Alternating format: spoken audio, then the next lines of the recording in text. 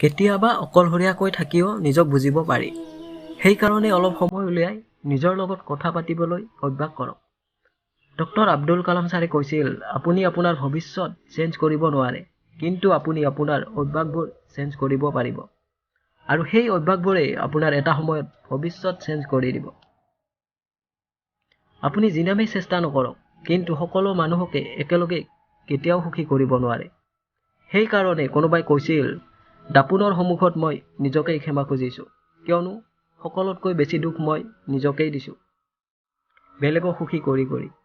যদি আপুনিও কাৰোবাক প্ৰবঞ্চনা কৰিছে, এইটো নাভাবিব যে তেওঁ মূৰ্খ, কিন্তু এইটো ভাবিব যে তেওঁৰ আপোনাৰ ওপৰত কিমান বিশ্বাস আছিল। জীৱনত সফল হ'বলৈ হ'লে কমচে কম মাহেকত এবাৰ হ'লেও নিজক মনত পেলাই দিব যে আপুনি কি কৰি আছে, আপুনি কি বিচাৰিছে, আপুনি ক'ত যাব আৰু তাত কেনেকৈ যাব। মানুহৰ এইটোক লৈ একো গুৰুত্ব নাই যে আপুনি সুখী আছে নে দুখী। তেওঁলোকৰ এইটোক লৈহে গুৰুত্ব কি আপুনি তেওঁলোকক সুখত ৰাখিব পাৰিব নে নোৱাৰে। যদি কোনোবাই আপোনাক লজ্জিত কৰিব ইচ্ছা কৰে, তেতিয়া গম পাব যে আপুনি তেওঁৰ কৰি বহুত ওপৰত। কথা শুনাৰ অভ্যাস কৰক, কিয়নো লজ্জিত কৰিব খোজা মানুহৰ অভাৱ নাই। সহাৰ অভ্যাস কৰক, কিয়নো এই পৃথিৱীত কন্দুৱা মানুহৰ অভাৱ নাই। ওপৰত উঠাৰ অভ্যাস কৰক, কিয়নো এই পৃথিৱীত তললৈ টনা মানুহৰ অভাৱ নাই। নিজৰ ভাগ্যক ধিক্কাৰ দিয়া সকলোতকৈ সহজ কাম। এইটো কথা মনত ৰাখিব, আমি যিখিনি পাইছোঁ ভাগ্যতকৈ বেছিহে পাইছোঁ। যদি আপোনাৰ পিন্ধিবৰ জোতা নাই, তেতিয়াও দুখ নকৰিব, কাৰণ পৃথিৱীত বহুত মানুহৰতো ভৰিয়েই নাই। আপুনি তেতিয়াহে সুখত থাকিব যেতিয়া আপুনি নিজক আনৰ লগত তুলনা কৰা বন্ধ কৰি দিব।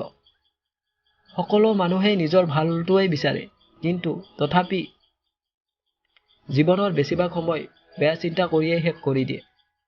নিজৰ বেয়া চিন্তা কেতিয়াও নকৰিব, কাৰণ সেইটোৰ দায়িত্ব সমাজে লৈ থৈছে।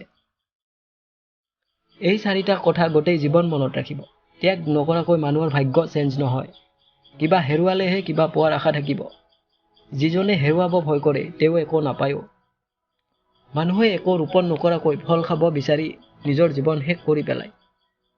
যি মানুহে কেতিয়াও একো ভুল নকৰে, তেওঁ কেতিয়াও একো নতুন শিকিবৰ চেষ্টাও নকৰে। ভুল কৰিছে মানে আপুনি শিকিবৰ চেষ্টা কৰি আছে। কিয়নো দুবাৰ ভয় সেইজনৰহে থাকে যিজনে নদীত নামিছে। কিয়নো কিছুমান মানুহৰ জীৱনটো পাৰত বহি বহিয়েই ডুবি গৈছে। নিজৰ লক্ষ্য পাবলৈ খুজিছে যদি নিজক সদায় মনত কৰি দিয়ক, আপোনাৰ জীৱনৰ লক্ষ্য কি, সেইটো কেনেকৈ বিচাৰি পাব আৰু তাত কেনেকৈ উপনীত হ'ব।